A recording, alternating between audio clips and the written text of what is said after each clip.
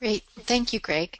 And then one final question, and that's about the interrelationship of your enterprise budgets.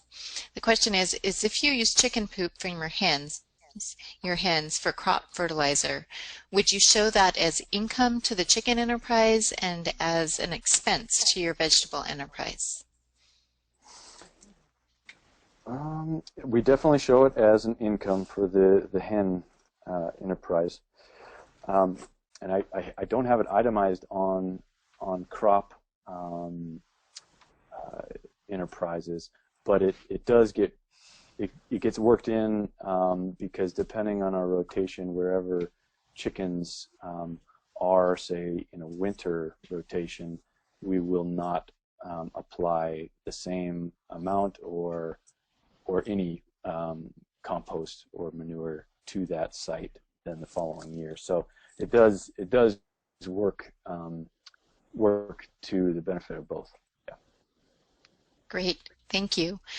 Well, I want to say personally that when I hear farmers like you talk about I'm going to say this very well, the delicate balance of what you do and how much it takes in terms of planning and then all of the work and production, that I stand in awe and appreciation of you, and I really want to thank you. And for me, being one of the people that buys from you at market, I'm going to have a deeper appreciation for that carrot and head of lettuce when I see it. Well, thank you, Greg. Nice, very nice comment. Yeah, this is Cinda. I ditto on that, but I did have a couple questions before we wrap up because Ken was writing to you that only the organizers could see about your prices that you sell to restaurants. And could you kind of tell us a little bit about how you price what you sell to restaurants as compared to what you sell in the farmers market? Yeah. We've taken an approach where we don't sell, we don't really look at wholesale, and this wholesale pricing, it goes into what I was saying about just the community support that we're really fortunate to have here in Moscow. There is a willingness to pay more for things, and we feel like we've done a good job of upholding a quality standard that we feel reflects or is reflected in the price. But so I guess when it comes to restaurants, we do give them a reduction from our farmers market retail price. It's not a fixed percentage. It's generally it can change depending on the time of the year, and then it definitely changes for quantities. There's some of the larger restaurants that require a lot more quantity, and we do give them generally a better price.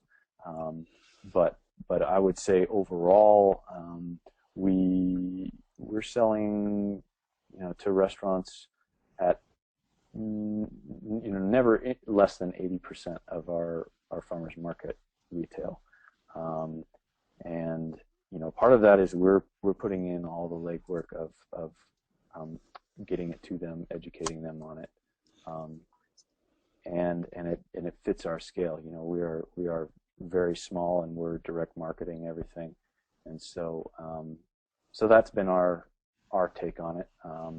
Maybe in the future that will change, but we really like that FaceTime with customers and restaurants, and chefs are usually more willing to pay if they're seeing that the quality is a lot better than what they can get through a distributor, which is a big benefit to that we have. Right, and they've got the customers that value knowing that the food in that restaurant is coming from local producers. So I can Yeah. see. One more little question about your CSA. You do your CSA and that brings you money up front because Barbara was talking about cash flow, and I know that must help your cash flow by having some of your money up front. But I was also wondering, do you think that, or have you ever compared the over season price of a CSA compared to buying the same amount individually? Do you have any, are Okay, your it's CSA comparing the two. customers getting a deal? Yeah. Yeah, yeah. Um, it's a hard. Sometimes it's a detailed thing to figure out. We do basically.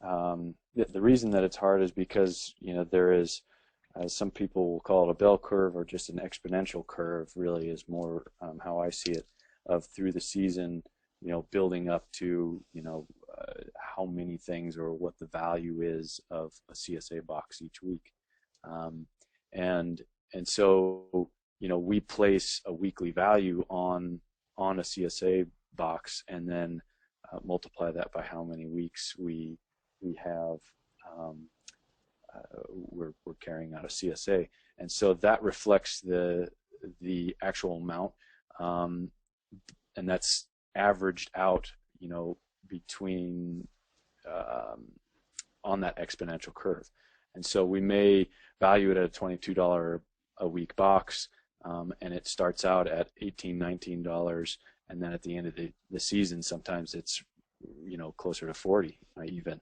And so a CSA, we generally, we don't incorporate uh, a discount into it, but it is, you're buying it in bulk. That's our view, and you do receive a better better deal than if you were to buy the same amount at market.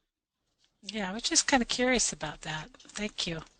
Yeah. Well, that's all I have. Was that all that came in, Colette? Yes. I just want to say So, thank you, and I'll let Colette finish it up. okay, great. Thank you, Cinta. I wanted to thank Barbara, Ken, and Greg for being our speakers tonight. It was a great presentation, and I know it's a lot of information.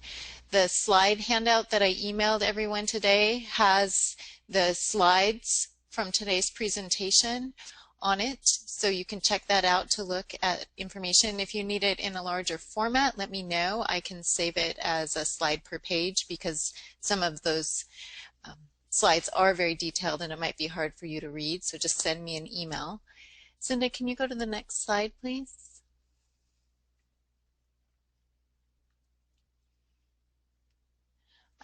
I just wanted to say that, oh, that was a picture of Marcy that I had stuck in the previous slide with the goats. Okay, next slide. Next week is our last week. So our last webinar for week 8 is going to be on equipment and facilities for the small scale production, and Brad Jekyll from the WSU Organic Farm is going to be one of our presenters. We will also have somebody talking about livestock equipment. Please complete your webinar survey tonight. We send that out to our speakers and it helps provide them some valuable feedback on how well the webinar presentation went for them, and because this is a new platform for a lot of our educational programming, it really does help us improve how we give presentations via the webinar. So as usual, the webinar will be posted on the course website tomorrow and on YouTube. We'll have your assignments for next week and readings posted Friday. Sometimes they do come out on Saturday. You may have noticed that. And registration for the week 8 webinar will be on Friday. We look forward to having you on next week's webinar, and please feel free to email me if you have any questions or would like a different format for the webinar slides. Thank you and have a great night.